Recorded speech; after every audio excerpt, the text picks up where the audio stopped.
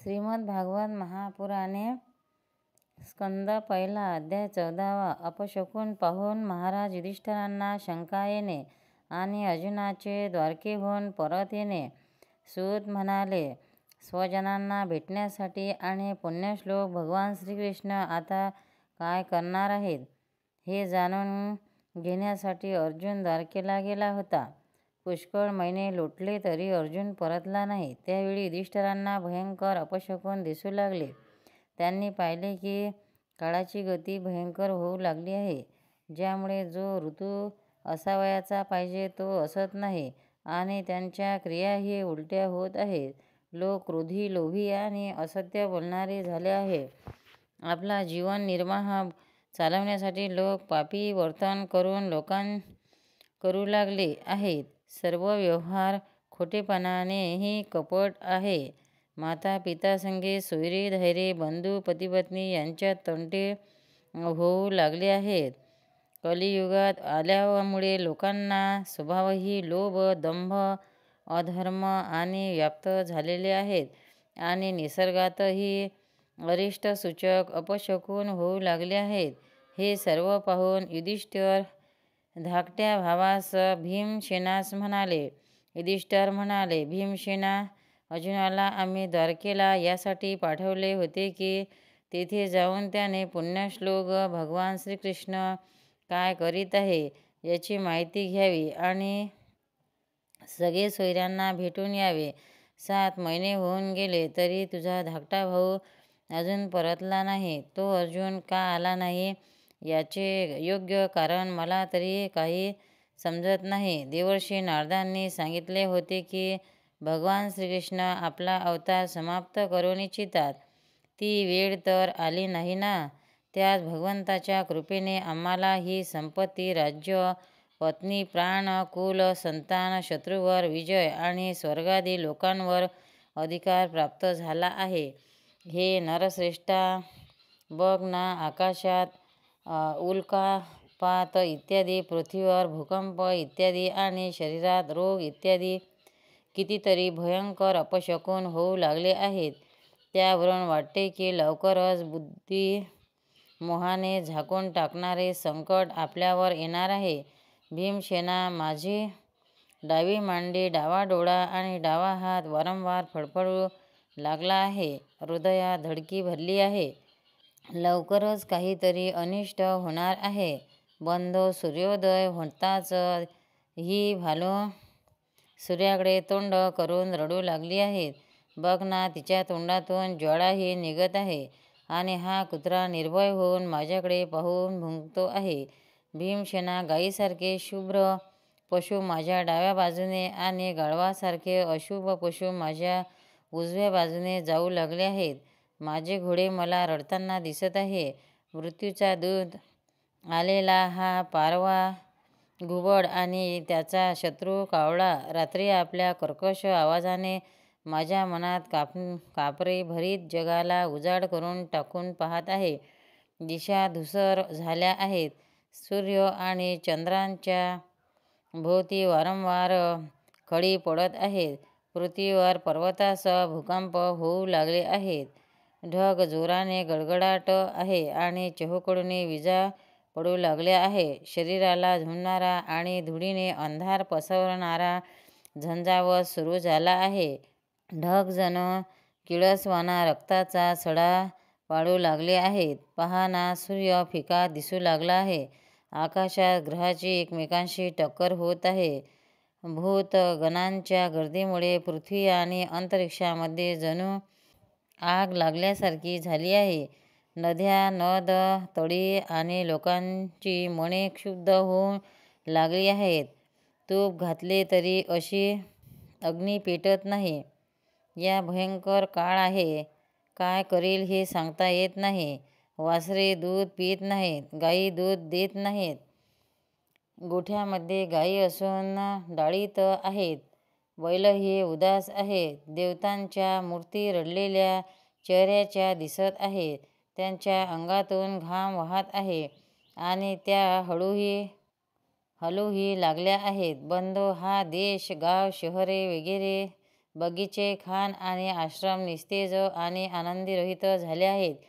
हे आम्हाला कोणत्या दुःखाची सूचना देत आहे बरे? हे मोठमोठे उत्पात पाहून मला तर असे वाटू लागले आहे की निश्चितपणे ही अभागी पृथ्वी भगवंताच्या अन्य कोणाकडेही न आढळणाऱ्या सौंदर्याने शोभणाऱ्या चरणांना पारखी झाली आहे. शौनक महोदय, हे भयंकर उत्पात पाहून राजा युधिष्ठिर मनोमन चिंताग्रस्त झाले होते.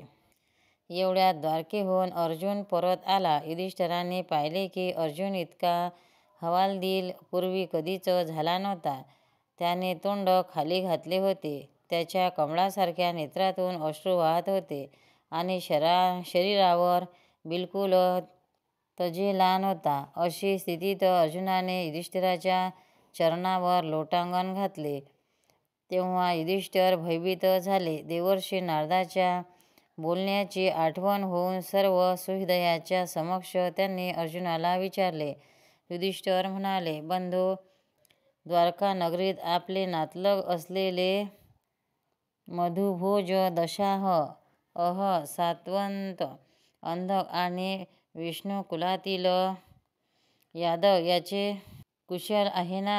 आमचे परमपूज्य आजोबा शूरसेन सुखरूप आहे ना?